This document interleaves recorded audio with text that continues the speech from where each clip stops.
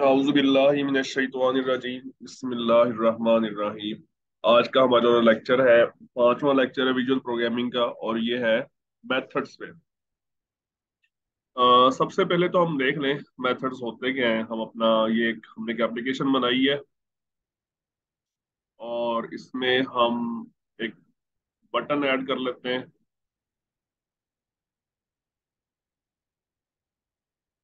ये बटन आ गया। अभी तक जो हमने काम किया उसमें हम बटन क्लिक इवेंट्स में काम करते रहे। आप इस पर डबल क्लिक करें, उसका कोड इवेंट हमारे सामने खुल जाएगा। ये आपके सामने इसका कोड खुल गया है। अब मेथड क्या होता है? मेथड को हम इन शॉर्ट कह सकते हैं कि ये एक सेट ऑफ स्टेटमेंट्स होता है। स्टेटमेंट्स का मजमूआ। ठीक है। नॉर्मली जब भी हम मेथड स्टार्ट करते हैं तो सबसे पहले उसके शुरू में एक वर्ड हम लिखते हैं, प्राइवेट लिखते हैं, या पब्लिक लिखते हैं, या प्रोटेक्टेड लिखते हैं, या इसमें एक और ऑप्शन भी होता है। ये तीन ऑप्शन भी होते हैं, पब्लिक, प्रोटेक्टेड और प्राइवेट।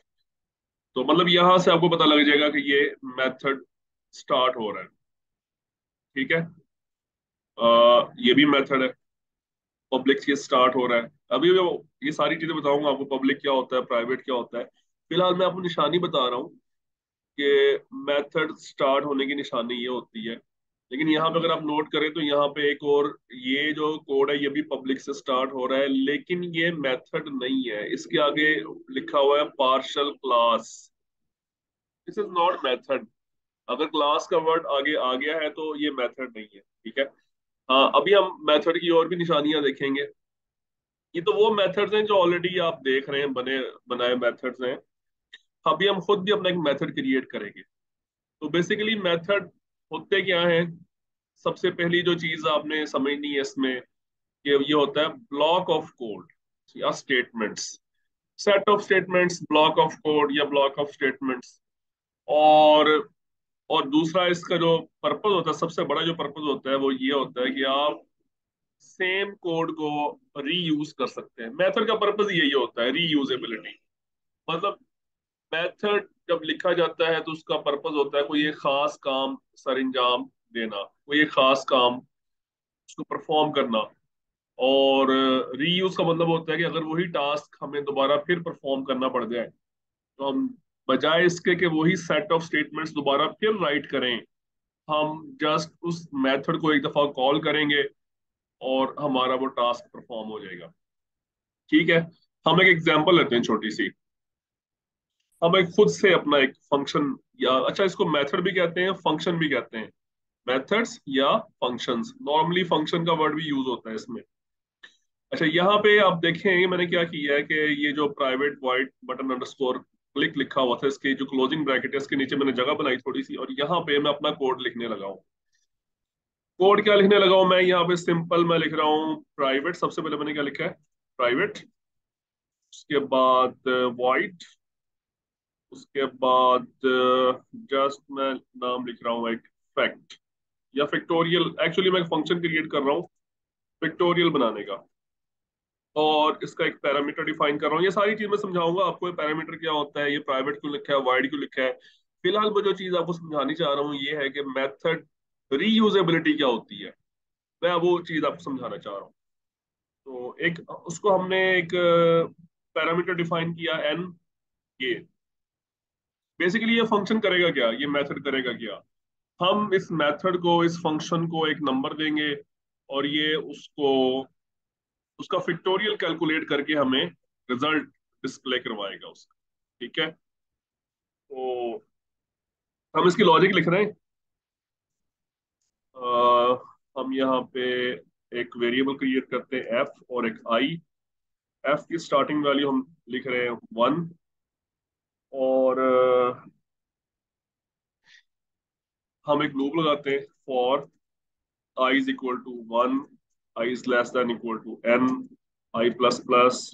ये एक्चुअली हम क्या कर रहे हैं, ये फिक्टोरियल की लॉजिक लिख रहे हैं हम, फिक्टोरियल कैलकुलेट करने की। ठीक है।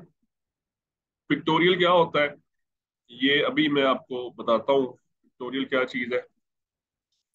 अगर आपने मैथमेटिक्स में आप होपफुली फैक्टोरियल की टर्म से बखूबी वाकिफ होंगे। इसमें फॉर एग्जांपल अगर मैंने 5 का फैक्टोरियल, ये फैक्टोरियल की सिंबल है ये वाली, ठीक है। अगर आप 5 का फैक्टोरियल कैलकुलेट करना चाहते हैं तो आप 5 को मल्टीप्लाई करेंगे 4 से, फिर 3 से, फिर 2 से, फिर 1 से। मतलब 1 तक, 5 से लेकर 1 तक जितने भी नंबर हैं सबके साथ मल्टीप्लाई करेंगे, तो ये आंसर आएगा 120। सो 120 is the factorial of 5। Similarly अगर आप 3 का फैक्टोरियल कैलकुलेट करना चाहते हैं तो आप क्या लिखेंगे, 3 मल्टीप्लाई बाय 2 मल्टीप्लाई बाय 1। यानी जिस नंबर का भी फैक्टोरियल कैलकुलेट करना है उसको आप उस नंबर से लेकर 1 तक मल्टीप्लाई कर देंगे तो वो उसका फैक्टोरियल कैलकुलेट हो जाएगा। यहाँ पे ये बात याद रखने वाली है कि जीरो का फैक्टोरियल जो है वो 1 होता है, ठीक है। खैर, अभी हम फैक्टोरियल के लॉजिक, हमारा मकसद नहीं है, मकसद सिर्फ ये है कि हम एक फंक्शन हमने डिफाइन किया है और ये फंक्शन क्या करेगा, सिंपली एक नंबर इनपुट लेगा और उसका फैक्टोरियल कैलकुलेट करके हमें रिटर्न करेगा। अच्छा, इसको वाइड को हम कर रहे हैं यहाँ पे इंट, और यहाँ पे हम एक स्टेटमेंट लिख रहे हैं रिटर्न एफ। अच्छा, ये इसमें से कुछ चीजें तो आपने पढ़ी हुई हैं, लाइक ये मैंने वेरिएबल्स डिक्लेयर की है, ठीक है। ये वेरिएबल्स डिक्लेरेशन है और ये हमने इनिशियलाइज किया वेरिएबल, या आप कह सकते हैं असाइनमेंट स्टेटमेंट है ये। इनिशियलाइज नहीं है, ये असाइनमेंट स्टेटमेंट है। अब ये फॉर क्या है और इसके ये ब्रैकेट्स में क्या कुछ लिखा हुआ है इसको हम बाद में समझेंगे, फिलहाल आप सिर्फ इतना समझ लें कि ये लॉजिक है जिसके थ्रू फैक्टोरियल कैलकुलेट हो रहा है एफ वेरिएबल के अंदर। हमारा जो फाइनल आंसर आना है वो किसके अंदर आना है, एफ के अंदर आना है। और फाइनली जब हमारा वो पूरा कैलकुलेट हो जाएगा तो हम जो आंसर हमारा एफ के अंदर निकलेगा उसको हम करेंगे रिटर्न। रिटर्न का मतलब क्या होता है, ये फंक्शन जो है होते हैं ना बेसिकली, या मेथड्स होते हैं, ये इंडिपेंडेंट सेट ऑफ स्टेटमेंट्स होते हैं। इंडिपेंडेंट का मतलब ये होता है कि इनको ये खुद ब खुद एग्जीक्यूट नहीं होते, इनको कॉल करेंगे तो ये एग्जीक्यूट होते हैं, अदरवाइज ये एग्जीक्यूट नहीं होते। इंडिपेंडेंट का मतलब ये होता है, तो मतलब जो भी इस फंक्शन को कॉल करेगा वो उसको सबसे पहले तो एक नंबर इनपुट देगा जिसको उसने फैक्टोरियल निकालना है। फॉर एग्जांपल 3 उसने इनपुट दिया, 3 आ जाएगा एन के अंदर। अब ये फंक्शन अपनी कैलकुलेशंस परफॉर्म करेगा, जो भी इसने परफॉर्मेंस परफॉर्म करना है सारी स्टेटमेंट्स चलाएगा अपनी, और जो आंसर आएगा 6। अगर आप 3 इनपुट देंगे तो आंसर क्या आएगा, 6। तो ये एफ के अंदर 6 आंसर आएगा और ये उसको रिटर्न करेगा, किसको रिटर्न करेगा, जो भी इसको कॉल करेगा। अब हम इसको कॉल करके देखते हैं। हम चलते हैं बटन 1 यहाँ पे। अच्छा, यहाँ पे हम बटन बनाते हैं और यहाँ पे हम एक टेक्स्ट बॉक्स भी क्रिएट कर लेते हैं। टेक्स्ट बॉक्स में हम अपना मेन आउटपुट शो करवाएंगे, इसको हम यहाँ पे ये टैग के ऊपर क्लिक करके हम मल्टी लाइन ओके करते हैं। मल्टी लाइन से क्या होगा कि ये एक्सपैंड हम इसको ऐसे कर सकेंगे, ठीक है। इसके अंदर हम अपना आउटपुट डिस्प्ले करवाएंगे। तो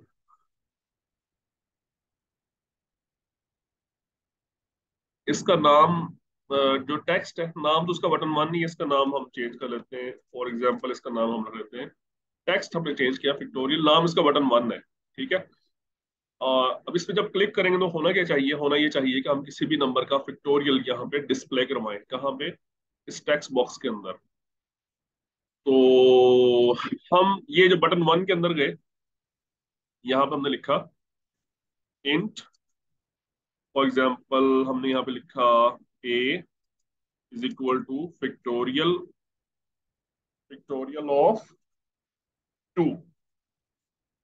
ठीक हो गया। क्या हो रहा है इसमें, ये हो रही है फंक्शन कॉल। ये हमने फंक्शन डिफाइन किया है, ये पूरा हमने क्या किया है, फंक्शन डिफाइन किया है। और ये क्या किया है हमने, ये फंक्शन कॉल किया है, ये पूरी, इसको हम कह सकते हैं दिस इज फंक्शन डेफिनेशन। मतलब फंक्शन एक्चुअली उसका नाम क्या है, उसके पैरामीटर्स क्या है, उसकी रिटर्न टाइप क्या है, एवरीथिंग, बॉडी उसकी क्या है, ये सारी चीजें मैं 1 बाय 1 बताऊंगा आपको। और यहाँ पे क्या हो रहा है, दिस इज फंक्शन कॉल, मतलब फंक्शन को उसके सेट, उसकी स्टेटमेंट्स को एग्जीक्यूट किया जा रहा है। अब फंक्शन अपना काम करेगा, वो 2 का फैक्टोरियल निकालेगा और जो भी उसका आंसर आएगा वो ए वेरिएबल में स्टोर कर देगा। उसके बाद हमने एक और स्टेटमेंट लिखी, int b is equal to factorial of 3। ठीक है, तो और स्टेटमेंट लिखिए, int c is equal to factorial of 4, int d is equal to factorial of 5।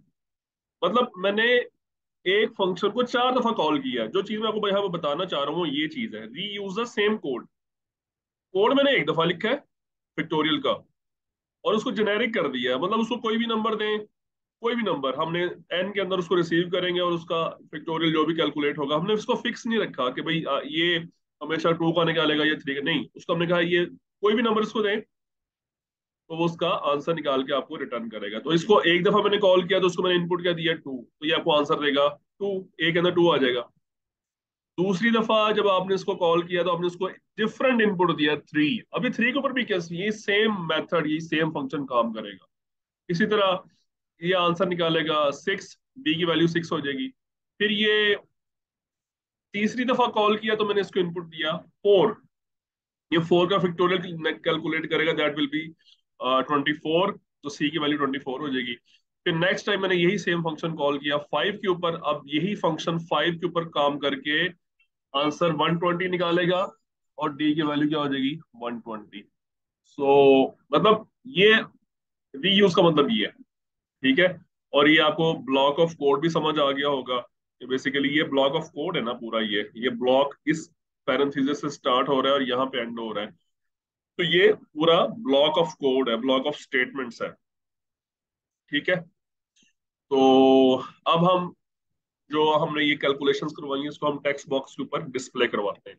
हम एक स्ट्रिंग मैसेज बनाते हैं, ये चीज मैं आपको समझा चुका हूँ पहले कि स्ट्रिंग मैसेज कैसे बनाते हैं। हम सिंपली यहाँ पे लिखेंगे फैक्टोरियल ऑफ 2 इज ए, इसको हम डॉलर साइन में लिखते हैं, और यहाँ पे डॉलर साइन के बाद आप एट द रेट ऑफ भी लगा दें, तो इससे क्या होगा कि इसमें मल्टी लाइन भी आप लिख सकेंगे इसके अंदर। ठीक है, ये चीजें मैंने आपको समझाई हुई हैं प्रीवियस लेक्चर्स में, होपफुली आपको ये याद होंगी।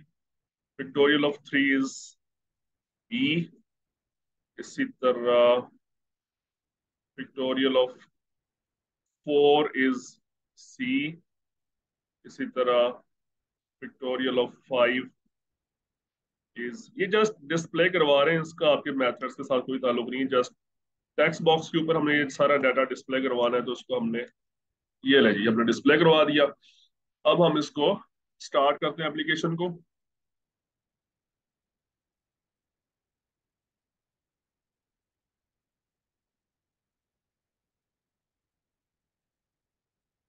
एप्लीकेशन रन होगी, हम पिक्टोरियल के बटन में जैसे क्लिक करेंगे तो ये सारा कोड एग्जीक्यूट होगा। ये लेंगे, ये आपका आंसर आ गया, factorial of 2 is 2, factorial of 3 is this, 4 is, ये स्पेस कुछ एक्स्ट्रा आ रही है, ये इसलिए आ रही है कि शुरू में स्पेस आई है इस वजह से। इसको हम ठीक कर सकते हैं, कोई इशू नहीं है। मेन जो यहाँ पे समझने वाली बात है कि हमने कोड को रीयूज किया है। ये हमने मेथड एक दफा लिखा है और उसको 4 दफा कॉल कर रहे हैं हम।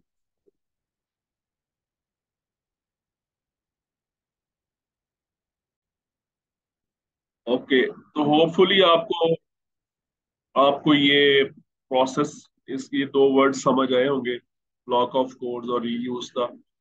अच्छा, अब आगे क्या लिखा हुआ है, method is a collection of statements that perform some specific task. Basically method का मतलब क्या होता है, perform some specific task and return the result to the caller. ये चीज हमने देखी है कि हमने एक फंक्शन क्रिएट किया, उसने सिर्फ एक खास अपना काम किया, उसने फैक्टोरियल कैलकुलेट किया, और जो आंसर आया उसने उसको रिटर्न किया। ठीक है, method can also perform some specific task without returning anything. तो ये जो रिटर्न कर रहा है ना ये यहाँ पे, ये जरूरी नहीं कि रिटर्न करना लाजमी हो एक फंक्शन के लिए, ये ऑप्शनल है, इसको हम देखेंगे बाद में डिटेल से। अच्छा, अब आगे क्या लिखा हुआ है जी कि जब मेथड डिक्लेरेशन हम करते हैं तो उसमें कौन कौन से हिस्से हो। मेथड डिक्लेरेशन भी कह सकते हैं, वैसे तो अगर हम टेक्निकली देखें तो डिक्लेरेशन और डेफिनेशन में फर्क है, लेकिन उसने यहाँ पे दोनों चीजें मिक्स कर दी हैं, डिक्लेरेशन और डेफिनेशन। तो आप डिक्लेरेशन ठीक है, सबसे पहली चीज क्या होती है जब भी मेथड आपको डिक्लेयर करते हैं अगर हम देखा जाए तो ये जो जो पहली लाइन में होती है इसे हम मेथड डिक्लेरेशन कहते हैं। ठीक है। और फिर यहाँ से लेकर इस ब्रेसिस से लेकर इस ब्रेसिस तक जो है वो चीज है बॉडी ऑफ द फंक्शन होती है। तो सबसे पहले हम क्या चीज लिखते हैं, मॉडिफायर। मॉडिफायर में हमारे पास तीन ऑप्शन होते हैं, पब्लिक लिख सकते हैं या प्रोटेक्टेड लिख सकते हैं या प्राइवेट मॉडिफायर भी कहते हैं, या इसको एक्सेस मॉडिफायर भी कहते हैं। ठीक है। तो पब्लिक लिखेंगे तो क्या होगा, प्राइवेट लिखेंगे तो क्या होगा, और प्रोटेक्टेड लिखेंगे क्या होगा। फिलहाल आप सिर्फ इतना ही याद रख लें, इस मेथड जो हमने बनाया इसका जो नाम है फैक्टोरियल, ये कहाँ कहाँ पे एक्सेस हो सकता है। पब्लिक लिखेंगे तो ये outside of the class, within the same project, हर जगह पे एक्सेसिबल होगा। मेरी ये बातें आप लिख लीजिएगा कि पब्लिक लिखेंगे तो within the same project हर जगह पे ये एक्सेसिबल होगा। प्राइवेट लिखेंगे तो ये सिर्फ within the class accessible होगा, within the class. Public लिखेंगे तो within the project everywhere outside the class accessible होगा, और प्राइवेट लिखेंगे तो just within the class, within the class. ये जो हमारी क्लास है इसका नाम क्या है, फॉर्म 1 है। तो ये अभी हमने प्राइवेट लिखा है ना, तो ये जो फैक्टोरियल का फंक्शन है ये सिर्फ इस फॉर्म 1 की जो रेंज है, यहाँ से जो स्टार्ट हो रहा है यहाँ पे एंड हो रहा है, सिर्फ इस जगह के अंदर अंदर इस्तेमाल ये फंक्शन कॉल हो सकता है। हाँ, अगर हम इसको पब्लिक कर देंगे तो फिर ये आउटसाइड दिस क्लास फॉर्म 1 हर जगह पे एक्सेसिबल होगा विद इन द प्रोजेक्ट। और प्रोटेक्टेड से क्या होता है, प्रोटेक्टेड से ये वाला जो फंक्शन है ये ना सिर्फ इस क्लास में इस्तेमाल हो सकेगा, बल्कि जो इसकी चाइल्ड क्लासेज है वहां पर भी, लेकिन सिर्फ चाइल्ड के अंदर, किसी और क्लास के अंदर यूज नहीं हो सकता। तो ये तो है एक्सेस मॉडिफायर का मतलब, इसको भी हम डिटेल से बाद में देखेंगे। नेम ऑफ द मेथड, तो ये आपने मेथड का जो नाम है इसको आपने अपनी मर्जी से कोई भी नाम रख सकते हैं, लाजमी नहीं है आपने ये फैक्टोरियल ही रखना है, कोई भी नाम दिया जा सकता है। और लेकिन वो रूल्स आपने फॉलो करने हैं इसके, वो जो अपने वेरिएबल नेमिंग रूल्स पढ़े थे उसको फॉलो कीजिएगा। अच्छा, उसके बाद है रिटर्न टाइप। रिटर्न टाइप पहले लिखते हैं, ये इसकी रिटर्न टाइप है, मतलब हम इसमें ये बताते हैं कि फंक्शन ने आया कि कोई चीज रिटर्न करनी है या नहीं करनी। तो अगर तो फंक्शन ने कोई एक स्पेसिफिक वैल्यू जनरेट करके उसको रिटर्न करनी है तो हम यहाँ पे उस वैल्यू की डाटा टाइप लिखेंगे। इंट भी हो सकती है, डबल भी हो सकती है, चार भी हो सकती है, स्ट्रिंग भी हो सकती है, बूल भी हो सकती है, डिपेंड्स ऑन योर रिक्वायरमेंट्स। तो अभी तो हमें एक इंट वैल्यू की रिटर्न करनी है तो हम यहाँ पे इंट लिखेंगे। और यहाँ पे वाइड भी हो सकता है, अगर आप कोई चीज, वाइड का मतलब है नथिंग, हम कोई चीज रिटर्न नहीं कर रहे हैं तो फिर वाइड लिखेंगे। लेकिन फिलहाल हमने करना है रिटर्न, और क्या रिटर्न करना है, एक इंट टाइप की वैल्यू रिटर्न करनी है, इसलिए हम यहाँ पे इंट लिखते हैं। ठीक है। बॉडी ऑफ द मेथड, ये इसमें आप सारी स्टेटमेंट्स लिखेंगे। हमने कहा था जी मेथड जो होता है वो ब्लॉक ऑफ कोड या ब्लॉक ऑफ स्टेटमेंट्स, तो ये बॉडी इसकी पैरेंथेसिस के अंदर अंदर रहते हुए जो भी आपने इससे फंक्शन परफॉर्म करवाना है उसकी स्टेटमेंट्स आप यहाँ पे लिखेंगे। ठीक है। और उसके बाद पैरामीटर लिस्ट। पैरामीटर लिस्ट क्या होती है, ये इसके नाम के बाद जो हमने ये ओपनिंग क्लोजिंग राउंड ब्रैकेट्स दी हुई है इसके अंदर आप बताते हैं कि इस मेथड को या इस फंक्शन को चलने के लिए किन किन वैल्यूज की रिक्वायरमेंट है। मतलब अगर फैक्टोरियल कैलकुलेट करना है तो ऑब्वियसली कोई एक नंबर देंगे तो उसका फैक्टोरियल कैलकुलेट करेंगे ना, तो ये इसके पैरामीटर्स होते हैं। पैरामीटर्स आपके जीरो भी हो सकते हैं, मतलब हो सकता है वो कोई पैरामीटर ना हो। ठीक है, अब इसका कोई पैरामीटर नहीं है। ये भी हो सकता है जस्ट उसका वन पैरामीटर हो। और पैरामीटर का नाम भी कोई भी रखा जा सकता है, बिल्कुल जैसे आप वेरिएबल्स का नाम रखते हैं। ठीक है।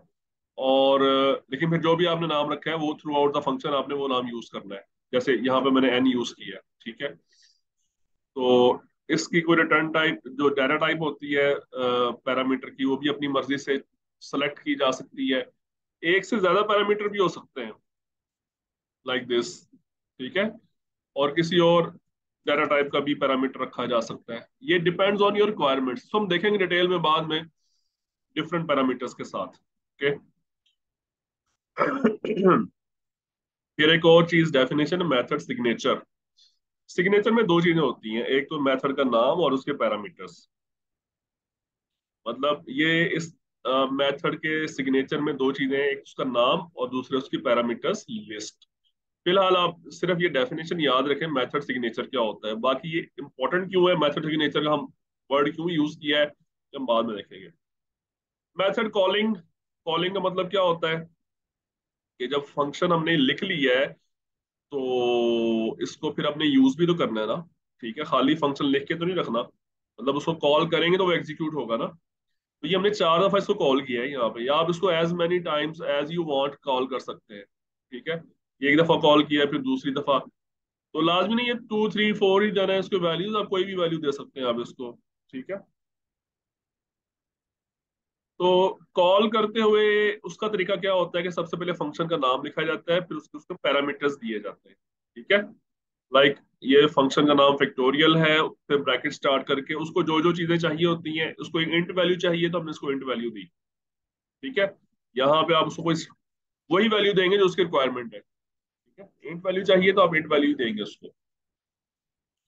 अच्छा, उसके बाद फिर मेथड पैरामीटर्स मैंने बता दिया आपको, पैरामीटर्स क्या होते हैं। और लास्टली है एडवांटेजेस।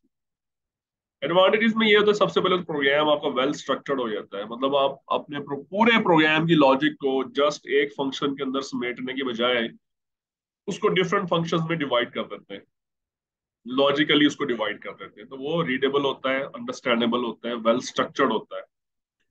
और मतलब इससे आपकी कोड की रीडेबिलिटी भी बढ़ती है, मतलब प्रोग्राम समझना आसान हो जाता है कि भाई ये पिक्टोरियल का फंक्शन है, ये बटन क्लिक का फंक्शन है। ठीक है, हर चीज को समझना आसान हो जाता है। और सबसे इंपॉर्टेंट चीज तो ये है ना, मतलब आप रीयूजेबिलिटी कर सकते हैं फंक्शंस का, फायदा यही है। और फिर लिखा है जी, it optimises the execution time and memory space, ये भी इसका फायदा है। तो होपफुली आपको ये मेथड्स का लेक्चर समझ आया होगा। इसमें कोई मसला है तो आप मुझसे क्वेश्चन पूछ सकते हैं। Thank you.